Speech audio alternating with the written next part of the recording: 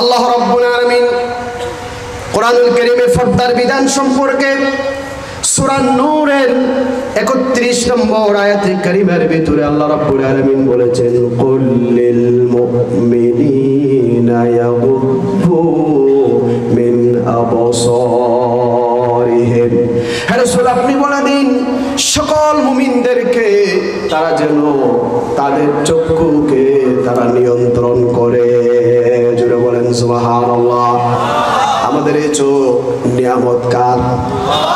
কথা বলেন, নিয়ামত কার?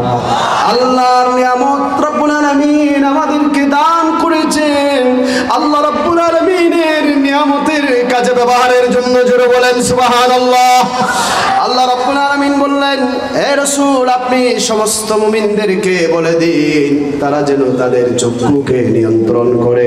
ওয়াহফাযু ফুরুজাহুম, তারা যেন তাদের লজ্জাস্থানকে হেফাজত করে। জোরে বলেন সুবহানাল্লাহ।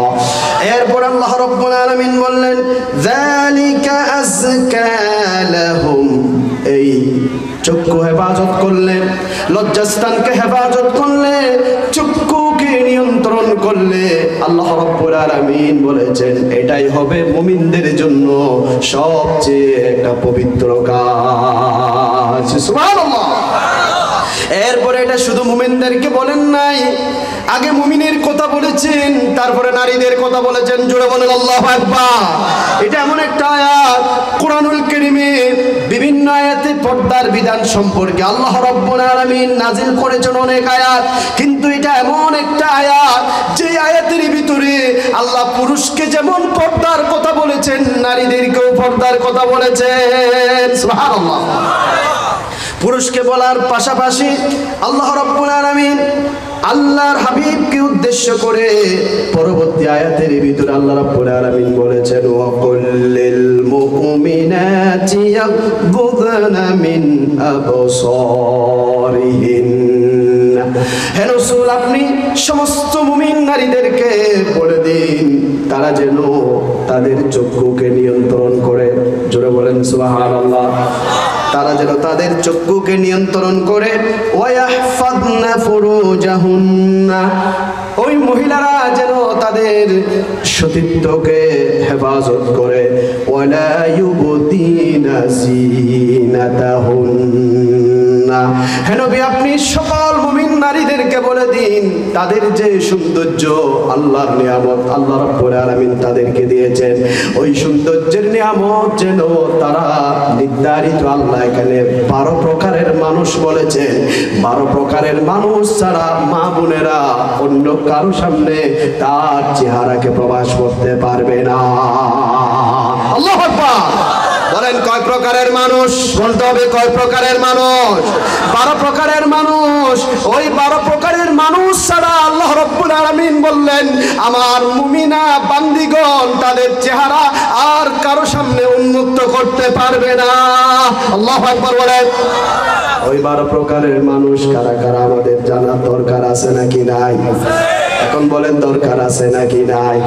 এটা দরকার আছে, অবশ্যই আছে।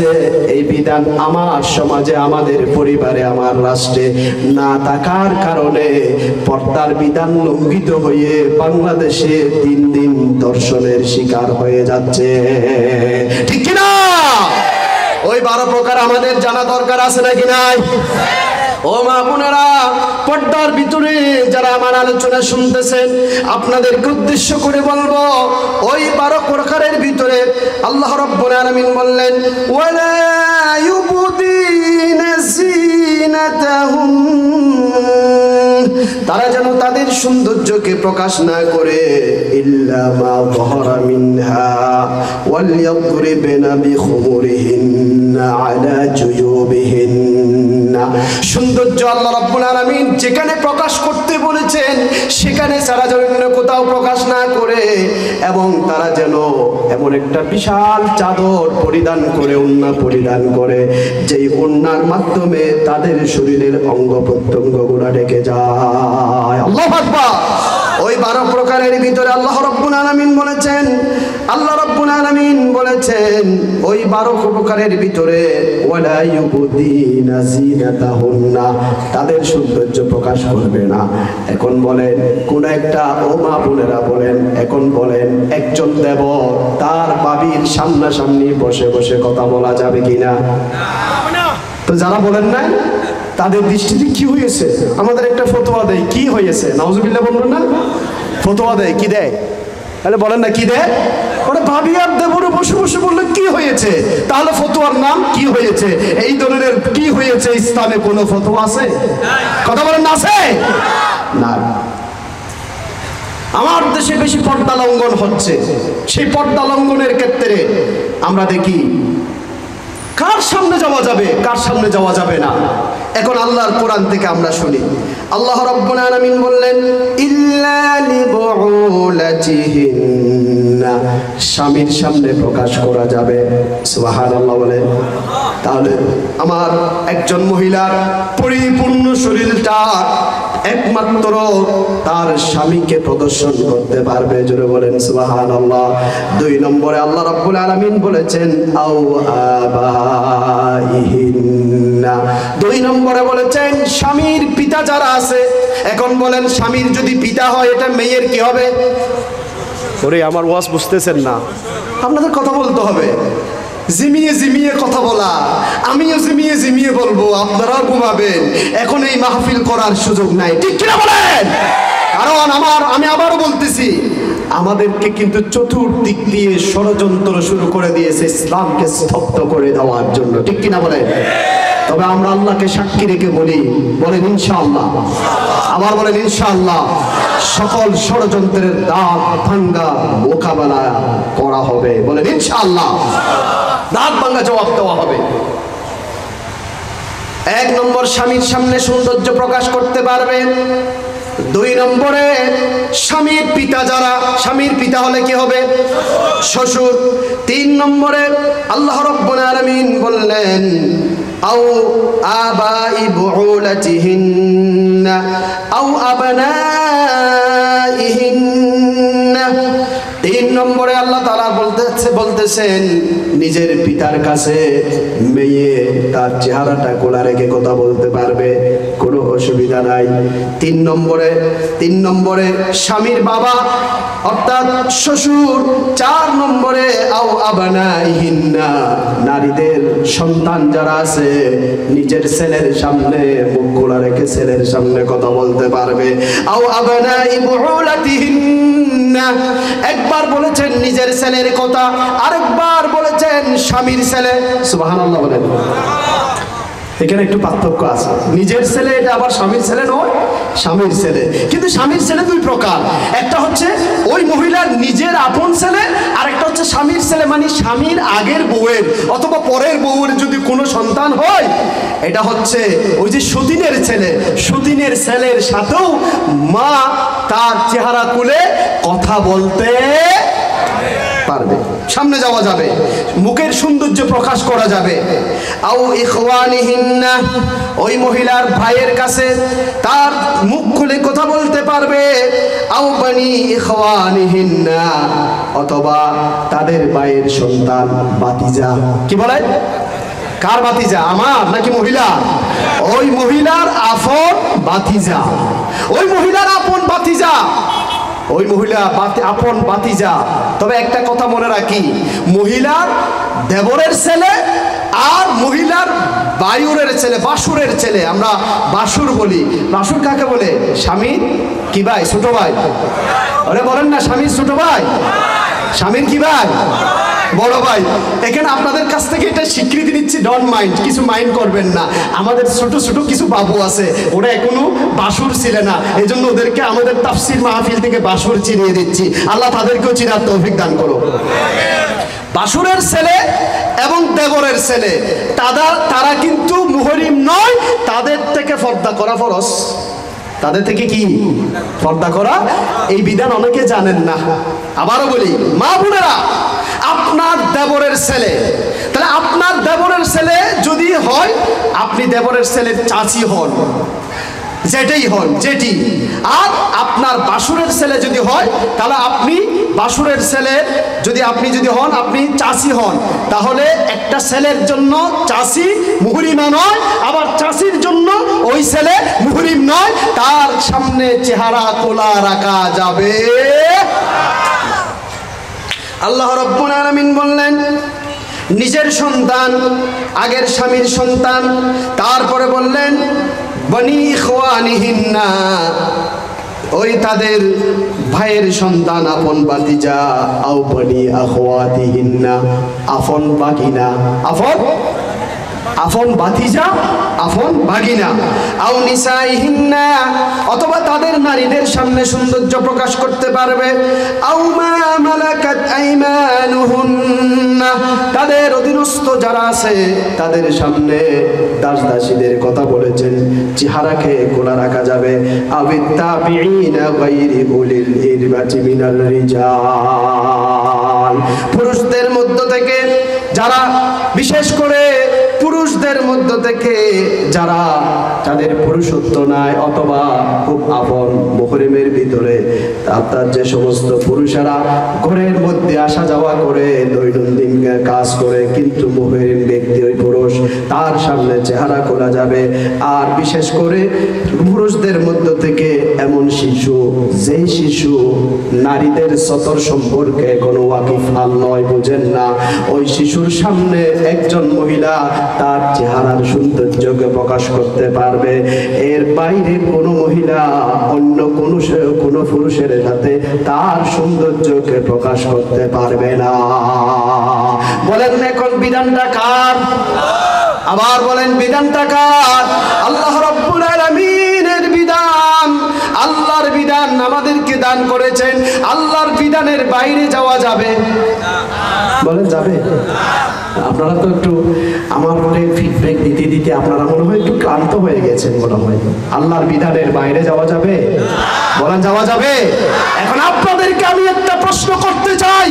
আমার সাতকানিয়া লোহাগাড়া একজন জনপ্রতিনিধি, সে ব্যক্তি তার বউকে এমন ভাবে লেলিয়ে দিয়েছে, বিভিন্ন ক্রীড়া অনুষ্ঠানে গিয়ে গিয়ে পরপুরুষের পাশাপাশি বসে বসে হাজার হাজার ছবি তুলে ব্যানারের মধ্যে দিয়েছে। হালাল না হারাম?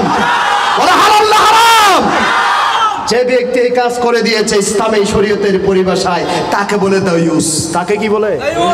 আরে কথা বলেন, তাকে বলে কি? ওই ধরনের দয়ুসরা যদি সাতকানিয়ার জমিনের উপরে যদি আরেকবার আসতে চায়, আমরা ওই দয়ুসদেরকে ঘৃণা করে প্রত্যাখ্যান করব। ঠিক কিনা বলেন? বুঝলাম না হলো? বুঝলাম পারলাম? আওয়াজে 15 বছর 16 বছর হইলেও পারি। ছবি তুলত দে বড় বড় ব্যানার, ওমা আপু আপুর ছবি, হাত ছবি, কিন্তু আপুরটা হত্যি দেখা যাচ্ছে রোদ্যা সত্যা মধ্যা সেফেরেন না। ঠিক না বেটে? লজ্জা থাকা দরকার, লজ্জায় মাথা হেড হওয়া দরকার। ঠিক কিনা বলেন? নিজের শরীরের মধ্যে মাথার ভিতরে নিম্ন পরিমাণ কমন সেন্স না থাকলে একজন বউকে পরপুরুষকে লাগিয়ে দিয়ে জগই যেমন হয় গরগই লাল লপ্পা। ঠিক না বেটে? ডাউর করে এখন ঠিক না বেটে? না মুখ হ এই ধরনের বউরে যে লাগে দিবে পরপুরুষ লই, তুই দয়ুস হ বেগুন মুখ হ, তুই দয়ুস। আল্লাহ বেগুনের বুঝিবার তৌফিক দাও। একটা জিকির করো, লা ইলাহা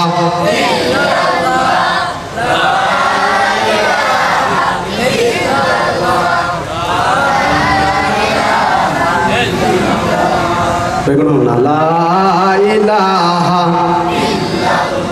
লা ইলাহা ইল্লাল্লাহ মুহাম্মাদুর রাসূলুল্লাহ। বেগুন সাল্লাল্লাহু আর থেকে গুসা লাগে না হলো ও মানে কেন হরিয়া ইন যদি আরানো হয়ে দেয় ক্বালা রাসূলুল্লাহ সাল্লাল্লাহু আলাইহি ওয়াসাল্লাম আস-সাকিতু আনিল হাক্কি হুয়া শাইতানুন আখরাসুন, সত্য থেকে যে কথা বলবে না, সত্য থেকে চুপ থাকবে, সাফ লম্বা নয়, ব্যাঙও বেটে নয়, সুবিধাবা জিন্দাবা। এরকম কিছু আছে নাকি? নাই? নাই মনে হয়। আছে না নাই? বলে আছে না নাই? আলহামদুলিল্লাহ, আমি বুকে হাত দিয়ে বলতেছি, আমার এনায়েত বাজার চট্টগ্রামের শাহী জামে মসজিদ, এনায়েত বাজার শাহী জামে মসজিদের আমার ডান পাশে একজন মুরব্বী আছে, আমি ওনাকে চিনেছি। ওই আমাদের আলমগীর ভাইয়ের আব্বাজান প্রত্যেক জুমাবার আমার পিছনে নামাজ পড়ে।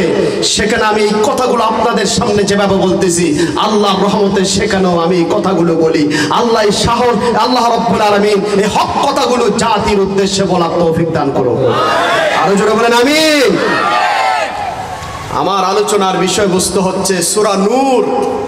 এই জন্য আমি তেলাওয়াত করেছি। আমাদের মাহফিল কর্তৃপক্ষকে আমি ধন্যবাদ জানাচ্ছি, যেহেতু তাফসীরুল কোরআন মাহফিল, তাফসীর করব, বলেন ইনশাআল্লাহ। তবে আপনাদের কাছ থেকে দোয়া চেয়ে নিচ্ছি, তাফসীর করার জন্য যেভাবে ইলম দরকার, যেভাবে আমল দরকার। আমি তো আপনাদের একজন ছোট ভাই, আপনাদের কলিজার সন্তান, সন্তানের মতো একজন কলিজার টুকরা, অথবা আপনাদের একজন ছোট ভাই। আমি আসলে যতটুকু ইলম থাকা দরকার, আমল থাকা দরকার, আমি গোলামের ইলম নাই, আমল নাই, কিচ্ছু নাই। আল্লাহ রাব্বুল আলামিন যদি তৌফিক দান করেন, আপনাদের সামনে আজকে তাফসীর করব, বলেন ইনশাআল্লাহ। কোরআনুল কারীমের ভিতরে আল্লাহ রাব্বুল আলামিন, কোরআনুল কারীমের ভিতরে আল্লাহ রাব্বুল আলামিন যে সূরাগুলো নাযিল করেছেন, 114টি সূরার ভিতরে সূরা নূর একটা সূরা, সূরার নাম সূরা নূর। সুবহানাল্লাহ বলেন, সুবহানাল্লাহ। এই সূরা নূর, নূরের 30 এবং 31 নম্বর আয়াতে কারিমা। এই সূরা নূরের নামকরণ কোরআনুল কারীমের এই আয়াতে, এই সূরার ভিতরে আল্লাহ রাব্বুল আলামিন বলেছেন, আল্লাহু নূরুস সামাওয়াতি ওয়াল আরদ মাসালু নূরিহি কামিশকাতিন ফিহা মিসবাহ। আল্লাহু আকবার। আল্লাহ রাব্বুল আলামিন, আল্লাহু নূরুস সামাওয়াতি ওয়াল আরদ, আল্লাহ রাব্বুল আলামিন হচ্ছেন আসমান এবং জমিনের আলো। এখানে বলা হয়েছে নূর, ওই নূর থেকে সূরার নামকরণ করা হয়েছে সূরা নূর। জোরে বলেন সুবহানাল্লাহ। এই সূরার প্রথম দিকে, এখন আয়াতের সূরার প্রেক্ষাপটটা বলি, 6ষ্ঠ হিজরিতে সম্ভবত আল্লাহর হাবিব মুহাম্মদুর রাসূলুল্লাহ, সকলে বলি, কই সকলে বলছে? এত তাড়াতাড়ি ক্লান্ত হয়ে গেলে তো হবে না। সাল্লাল্লাহু আলাইহি ওয়াসাল্লাম। বনি মুস্তালিকের যুদ্ধ হবে, জিহাদের ময়দানে অবতীর্ণ হয়ে গেলেন। আর পাশে ছিলেন আল্লাহর হাবিবের সঙ্গিনী, ছিলেন আল্লাহর নবীর প্রাণের বিবি আম্মা জান আয়েশা সিদ্দিকা রাদিয়াল্লাহু তাআলা আনহা। জোরে বলেন সুবহানাল্লাহ। নবী যখন কোন সফরের জন্য ইচ্ছা পোষণ করতেন, বিবিরা বলতেন ইয়া রাসূলুল্লাহ আমাকে নিতে হবে, আরেকজন বলতেন আমাকে নিতে হবে, আরেক বিবি বলতেন আমাকে নিতে হবে। আল্লাহর নবী বললেন জিহাদের ময়দানে যাচ্ছি, সবাইকে নেওয়া যাবে না, লটারি করো কাকে নেব। ওই লটারি করতে গিয়ে বারবার লটারির ভিতরে যার নামটা চলে আসতো, এটা আর কোনো নাম নয়, এটা হচ্ছে আম্মা জান আয়েশা সিদ্দিকা রাদিয়াল্লাহু তাআলা আনহা। জোরে বলেন সুবহানাল্লাহ। লম্বা ঘটনা। আম্মা জান আল্লাহর হাবিবের সাথে ছিলেন। জিহাদের কার্যক্রম শেষ করার পরে আল্লাহর নবী যখন সেখান থেকে প্রত্যাবর্তন করতেছেন, এমত অবস্থায় আম্মা জান একটা পালকি ছিল, পালকির ভিতর করে আম্মা জানকে নেওয়া হয়েছিল। সবাইকে যখন চলে আসতে বলেছে, যারা পালকিটা হাউদাস বলে, হাউদাস, এই হাউদাসটা যারা বহন করত, তারা ওই এটা তুললে আম্মা জান আছে নাকি নাই সেটা অনুভব করতে পারতেন না। কারণ হচ্ছে আম্মা জান এত বেশি হালকা পাতলা ছিলেন, যারা হাউদাস বহন করতেন তারা বলতেন আম্মা জান হাউদাসের ভিতরে থাকলে যে ওজন, না থাকলেও সেই ওজন। বলেন সুবহানাল্লাহ। হাউদাসটা তারা উটের উপর তুলে দিল, ওদিকে আম্মা জান একটু করে হাজত সারতে গেল। হাজত সারতে গিয়ে আম্মা জান একটু আসতে দেরি হলো। দেরি হওয়ার পরে উটের হাউদাসটি চলে, সবাই মদিনায় চলে এসেছিল। আম্মা জানের আসতে একটু করে দেরি হয়ে গেল। আর আয়েশা সিদ্দিকা সিদ্দিকা রাদিয়াল্লাহু তাআলা আনহাকে আল্লাহ রাব্বুল আলামিন এত বেশি মেধা দান করেছিলেন, পৃথিবীর সমস্ত নারীদের মেধাগুলোকে যদি এক পাল্লায় দেওয়া হয় আর আয়েশা সিদ্দিকা রাদিয়াল্লাহু তাআলা আনহার মেধাকে যদি আরেক পাল্লায় দেওয়া হয়, হযরত আয়েশা সিদ্দিকার মেধার পাল্লা ভারী হয়ে যাবে। আল্লাহু আকবার। আম্মাজান দেখলেন সবাই চলে গেছে, আর কেউ নাই, কিন্তু একজন সাহাবীর দায়িত্বে ছিলেন যার নাম সাফওয়ান ইবনে মুআত্তাল রাদিয়াল্লাহু তাআলা আনহু। ওই সাহাবীর দায়িত্ব ছিল সবার পরে আসবে, কেউ যদি কোনো জিনিস ফেলে যায় সেগুলো নিয়ে আসবে, কেউ যদি পথ হারিয়ে ফেলে তাকে পথের দিশা দান করবে, এই জন্য সবার পরে সে আসবে। কিন্তু আসার পরে দেখা যাচ্ছে আম্মাজান যেই জায়গা থেকে হারিয়ে গিয়েছিলেন সেই জায়গার মধ্যে তার যে ওড়নাটা, বিশাল একটা ওড়নাটা নিজে এমন ভাবে চেপে দিয়ে এমনি আম্মাজান তার জায়গার মধ্যে রয়েছেন।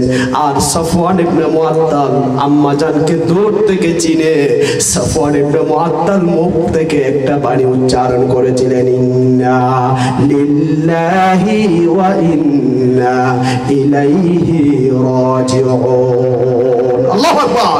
বলেন এখন আম্মাজান আয়েশা সিদ্দিকার জন্য এটা আফত নাকি বিপদ? আরে বুঝেন নাই, আফত না বিপদ?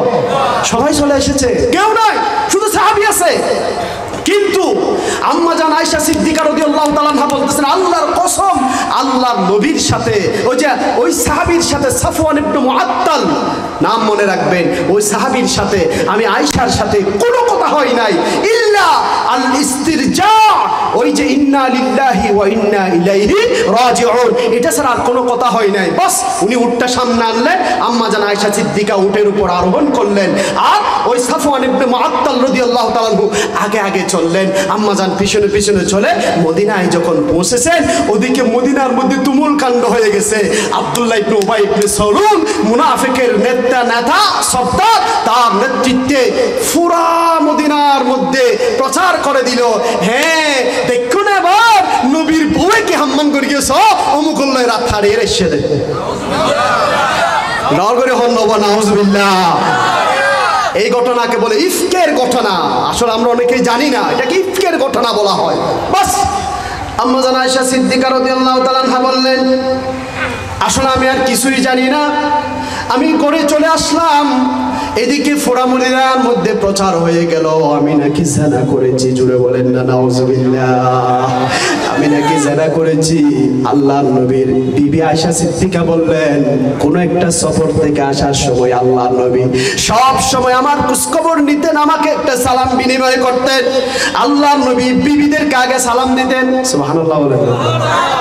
আর এখন তো আমরা অনেক নবাব, আমাদের বউকে ফোন যখন আমাকে দেয়, হ্যালো একটা সালাম দিলে, আমি তো সালাম দিই না, বরং হ্যালো বলে তাকে একটা বাস দিই। ঠিক না? ঠিক বলেন নাউজুবিল্লাহ, বলেন না নাউজুবিল্লাহ। বিবিকে আগে সালাম দিবেন, বিবিকে আগে সালাম দেওয়া রাসূলের সুন্নাত। সুবহানাল্লাহ বলেন।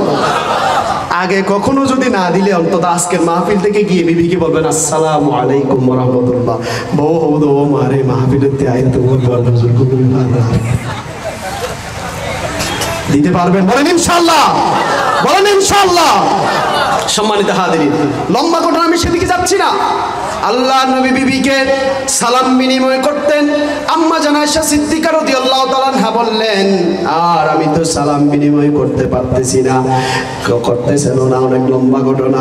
শেষ পর্যন্ত আল্লাহ রাব্বুল আলামিনের পক্ষ থেকে আম্মাজান আয়েশা সিদ্দিকা রাদিয়াল্লাহু তাআলা আনহা যে নির্দোষ, কোনো অপরাধী নয়, বিন্দু পরিমাণ জিনা তো করবে দূরের কথা, জিনার কাছেও ছিলেন না, সেটা প্রমাণ করে আল্লাহ রাব্বুল আলামিন আম্মাজানের শানে কোরআনুল কারীমে 8টা আয়াত নাযিল করে দিয়েছে।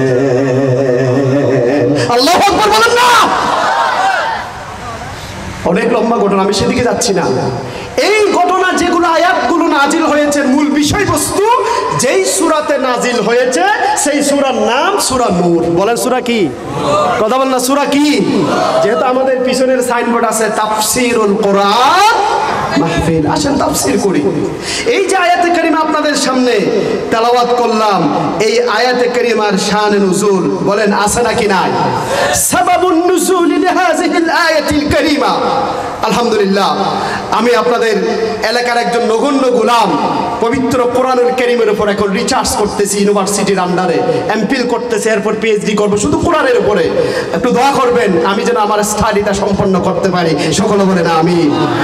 সম্মানিত হাজিরিন, এই আয়াতে কারিমা শানে নুজুল, ওই যে চোখকে নিয়ন্ত্রণ করতে হবে, দেখলেই সাথে সাথে চোখকে ফিরিয়ে ফেলা ইমানদারের লক্ষণ। বলেন না সুবহানাল্লাহ।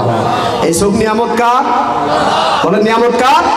এই চোখে দেখা যাবে শুধু বিবিকে, তাও স্বামী স্ত্রীর সম্পর্কের দিকে তাকিয়ে স্ত্রীর দিকে যেই চোখে তাকানো যাবে সেই চোখে মেয়ের দিকে তাকানো যাবে? নাউজুবিল্লাহ বলেন। স্ত্রীর দিকে যেই চোখে তাকানো যাবে সেই চোখে খালার দিকে তাকানো যাবে না। এজন্য আল্লাহ রাব্বুল আলামিন কোরআনুল কারীমের ভিতরে আমাদেরকে বলেছেন কুল্লিল মুমিনিনা ইয়াগুদ্দু মিন আবসারিহিম। হে রাসূল আপনি বলে দিন তারা যেন তাদের চক্ষুকে নিয়ন্ত্রণ করে। জোরে বলেন সুবহানাল্লাহ। আল্লাহ রাব্বুল আলামিন এই আয়াতে কারিমাটা নাজিল করেছেন বিশেষ একটা শানে নুজুলকে কেন্দ্র করে। আরবিতে বলা হয় সাবাবুন নুজুল। আয়াতের সাবাবুন নুজুল হচ্ছে আন আলী ইবনে আবি তালিব রাদিয়াল্লাহু তাআলা আনহু قال مر رجل على عهد رسول الله সকলে বলি সাল্লাল্লাহু আবার বলি সাল্লাল্লাহু।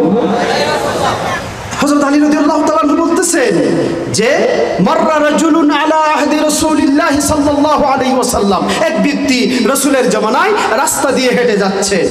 ফি তরিকিন মিন তুরুকাতিল মদিনা, মদিনার স্ট্রিট যেগুলোকে রাজপথ বলা হয়, রাজপথ দিয়ে হেঁটে যাচ্ছে। ফানাযারা ইলা ইমরাতিন, ওই লোকটির হঠাৎ করে চোখ চলে গেল একটা নারীর দিকে, পরনারীর দিকে। বলেন নাউজুবিল্লাহ, বলেন না নাউজুবিল্লাহ। ওয়া নাযারাত ইলাইহি, পুরুষটি যেমন নারীর দিকে তাকালো মদিনায়, নারীটাও আবার পুরুষের দিকে তাকাচ্ছে। এখন একজন আরেকজনের দিকে আকর্ষণ নিয়ে তাকাচ্ছে। বলি নাউযু বিল্লাহ।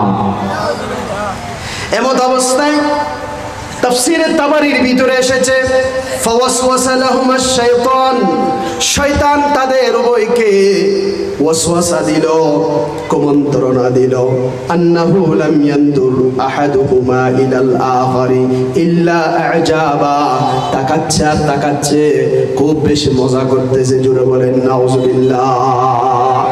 আরো জোরে বলি নাউজুবিল্লাহ। সবাই একটু জিকির করি লা ইলাহা, সবাই পড়েন লা ইলাহা ইল্লাল্লাহ, লা ইলাহা ইল্লাল্লাহ মুহাম্মাদুর রাসূলুল্লাহ সাল্লাল্লাহু আলাইহি ওয়াসাল্লাম। আপনাদের কি কষ্ট হচ্ছে নাকি? তো মাঝে মধ্যে চলে যাচ্ছেন কেন? রাগ করতেছেন? মেহেরবানি করে রাগ করবেন না। তাফসীরুল কোরআন মাহফিল শানে নুজুল, এভাবে একজন আরেকজনের দিকে তাকাচ্ছে। আর লোকটি তাকাতে তাকাতে তার হাজত হয়েছে, পায়খানার হাজত হয়েছে মনে করেন। সাহাবী উনি একটা টয়লেটে গেলেন। টয়লেটে যাওয়ার পরে টয়লেট থেকে আসতে গিয়ে এমনভাবে টয়লেটের দরজায় এমনভাবে একটা জোরে আঘাত পেয়েছেন যে আঘাতের কারণে নাকের অগ্রভাগটা ফেটে গিয়ে রক্ত বের হয়ে গেছে। জোরে বলেন সুবহানাল্লাহ। এই রক্ত বের হওয়ার পরে লোকটি ফাশাক্কা আনফু, লোকটি বললেন ফাকালা ওয়াল্লাহি লা আওসিলুদ দামা হাত্তা আতিয়া রাসূলুল্লাহ সাল্লাল্লাহু আলাইহি ওয়াসাল্লাম, রক্তকে আমি দৌত করব না, রক্তগুলাকে মুছে ফেলব না, এই রক্তাক্ত মুখে আমি বিশ্বনবী মুহাম্মদুর রাসূলুল্লাহ সাল্লাল্লাহু আলাইহি ওয়াসাল্লামের দরবারে চলে যাব। আল্লাহর নবীর দরবারে চলে গিয়ে আল্লাহ নবীকে পুরো ঘটনাটা বলে দিয়েছেন। ঘটনা বলার পরে রব্বুল আলামিনের হাবিব বললেন, ও আমার সাহাবী, তুমি যে আমাকে পুরো ঘটনাটা বললা, তুমি যে তার দিকে অবৈধভাবে একটু করে তাকিয়েছো, আল্লাহ রব্বুল আলামিনের সেটা সহ্য হয় না। আল্লাহু আকবার। আল্লাহর হাবিব বললেন লোকটিকে, হাদিহি উকুবাতু যামবিক, আমার সাহাবী সামান্য করে আমার সাহাবীদের ভুল ক্রমে একটা অপরাধ করলেও আল্লাহ রাব্বুল আলামিন দুনিয়ার বুকে আল্লাহ রাসূলের সাহাবীদেরকে ক্ষমা করে দেন। জোরে বলেন সুবহানাল্লাহ। আমার সাহাবী তোমাকে আল্লাহ রাব্বুল আলামিন ক্ষমা করে দেওয়ার জন্য রাব্বুল আলামিন তোমাকে এই দুর্ঘটনাটা সামান্য করে করেছে, অসুবিধা নাই, আর কোনোদিন এই ধরনের কাজ করবে না। সাথে সাথে ঘটনার পরে আল্লাহ রাব্বুল আলামিন সূরা নূরের 30 নম্বর আয়াতে কারিমা আল্লাহ রাব্বুল আলামিন নাজিল করে দিয়েছেন। জোরে বলেন সুবহানাল্লাহ। বলেন আল্লাহু আকবার।